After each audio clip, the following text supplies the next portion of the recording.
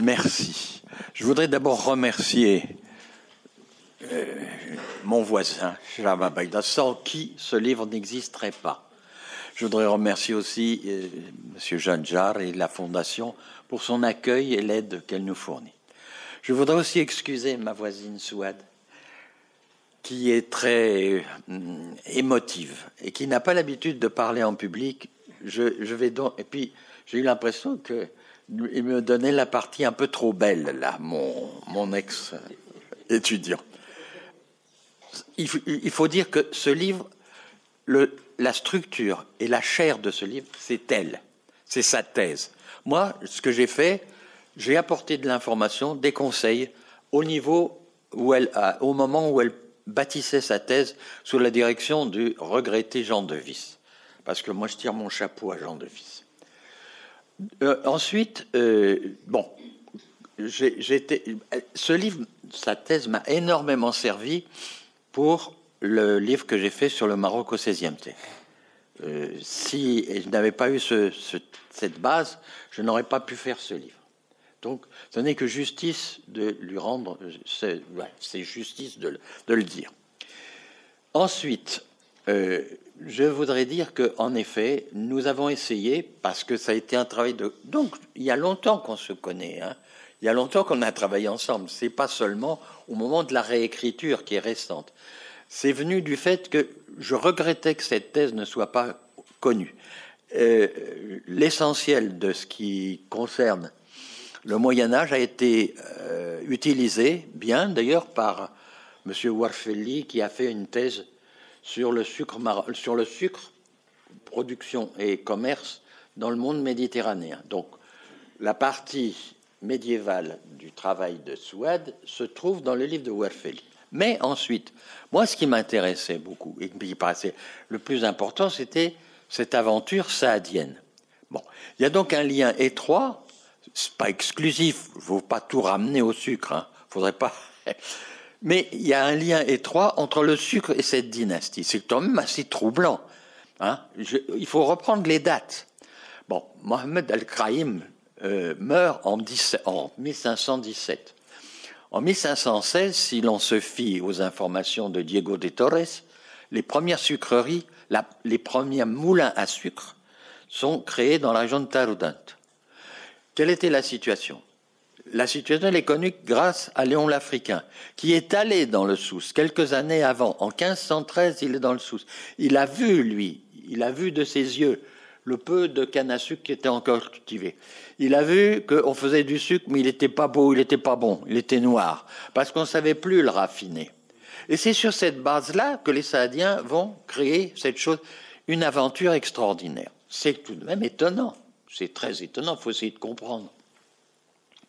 Comment cela se fait-il ? Tout de même, ils font une culture d'exportation, sachant qu'il n'y a pas de débouché sur le Maroc. D'abord, ils n'ont pas le pouvoir encore au Maroc. Hein. Ils sont cantonnés dans le Souss. Donc, d'emblée, ils font une culture d'exportation. Bon, c'est étonnant.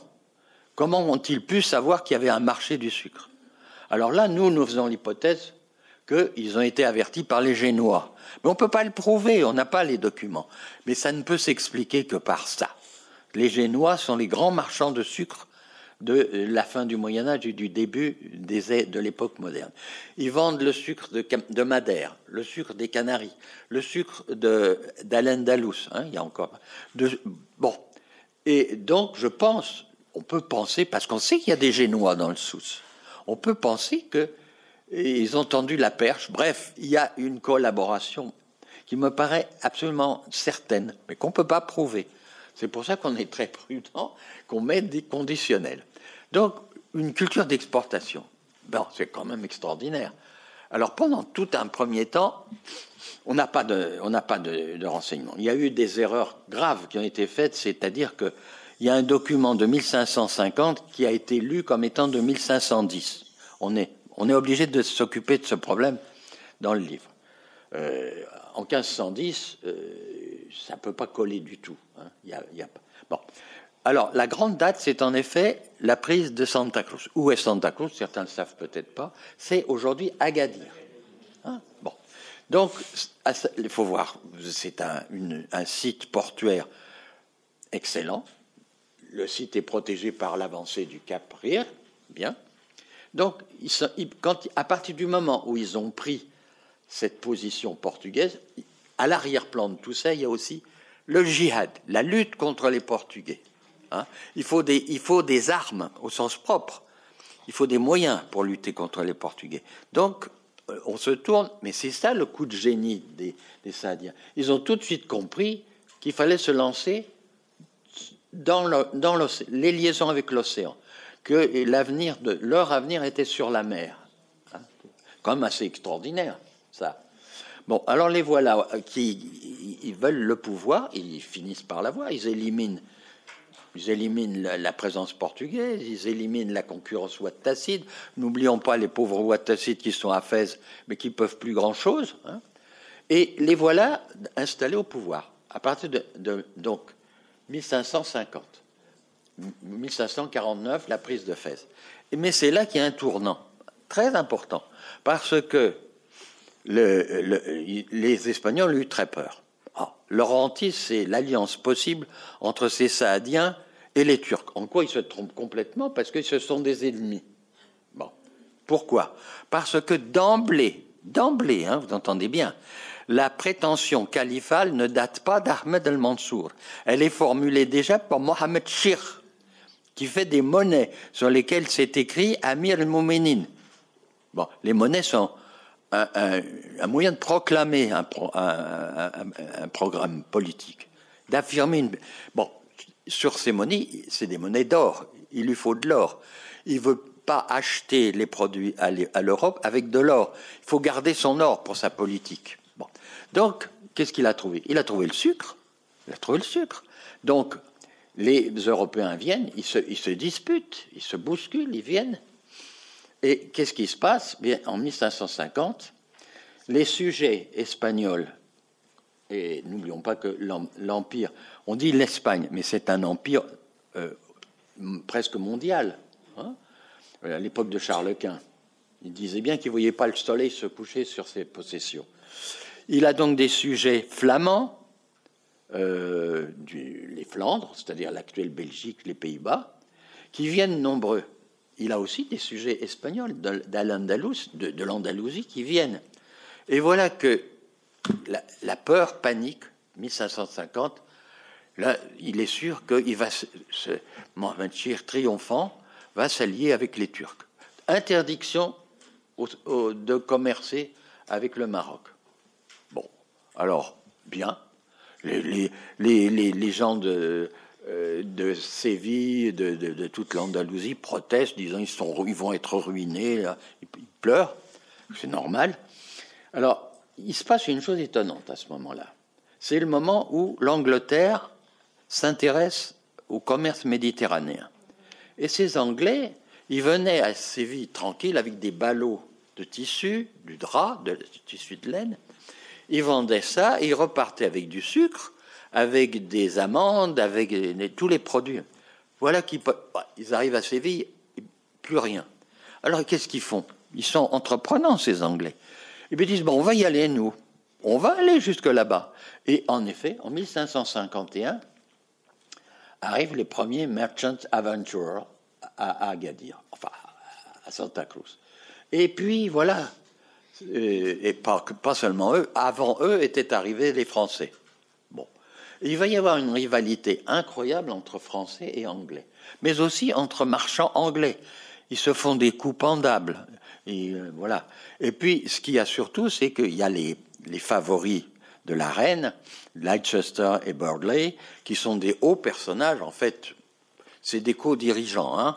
Il y a celle qu'on appelle, ça fait assez rigoler, qu'on appelle la reine vierge, mais elle avait comme on dit, pudiquement des favoris. C'est deux lascars qui ont beaucoup d'intérêt dans le commerce du Maroc. Qu'est-ce qu'on vend au Maroc? La politique du Maroc, d'Al-Mansour en particulier, c'est de créer même une marine. Il veut avoir une marine. Ce que d'ailleurs Moulin a complètement sous-estimé. Il néglige cet aspect, qui est essentiel. Pour avoir une marine, qu'est-ce qu'il faut? des bateaux. Il faut du bois pour les construire. Au Maroc, il n'y a pas beaucoup de belles forêts qui permettraient de construire des bateaux. Donc, il faut importer du bois. Et bien, les deux lascars, là, Burghley et l'autre, ont dit, mais ça, il y a une affaire. Donc, ils se posent en fournisseurs exclusifs du bois au Maroc. Et ça leur vaut des fortunes. Bon. Hein. Alors, vous voyez à quel point la production de sucre est intégrée à la politique de cette dynastie qui a des ambitions énormes. Il faut bien se dire qu'elle a des ambitions califales, qui dès le début l'opposent à l'Empire ottoman. Bon. C'est pour ça d'ailleurs que Muhammad a été assassiné. C'est pas le hasard, il a été assassiné parce qu'il se posait en prétendant au califat. Pourquoi? Ce sont des Turcs, eux. Ils ont envahi, vous savez bien comme ça s'est passé.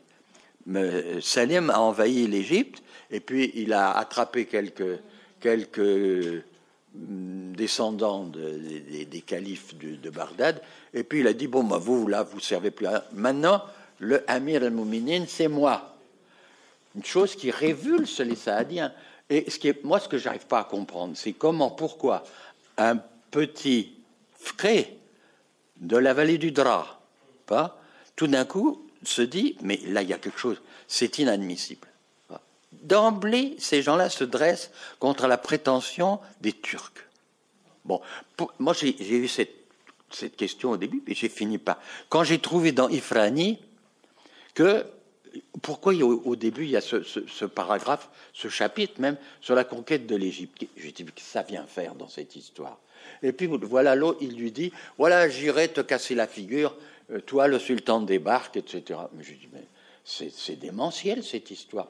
Pourquoi il se dresse contre... Mais c'était ça. C'était le problème du califat, de la direction du monde musulman, tout simplement.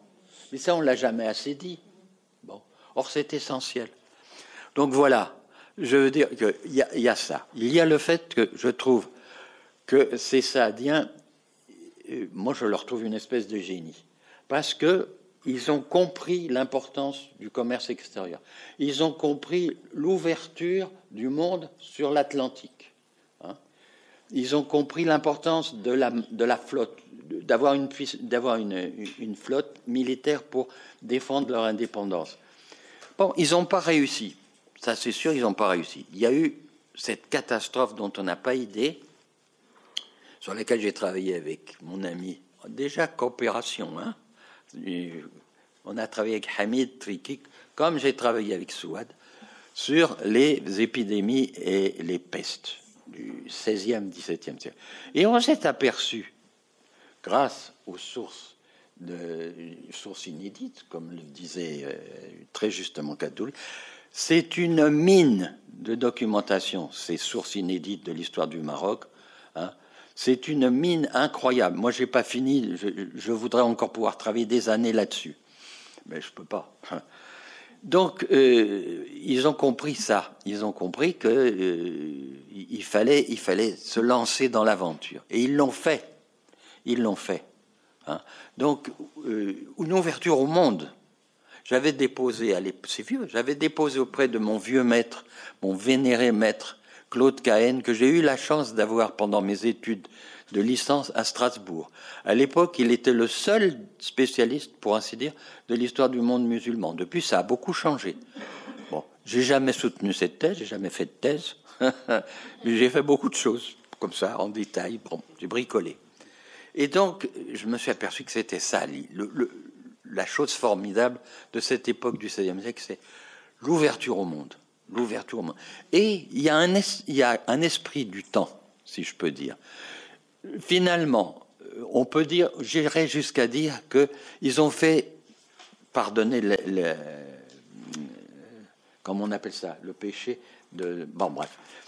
Il y a quelque chose du colbertisme chez les Saadiens, n'est-ce pas? C'est-à-dire développer le commerce extérieur pour avoir des moyens. Voilà. Donc, mais ils sont très modernes. C'est pour ça que j'ai sous-titré mon livre Le XVIe siècle au seuil de l'époque moderne. Voilà. Bon, bref. Je me tais parce que quand je commence à parler, je ne peux plus m'arrêter.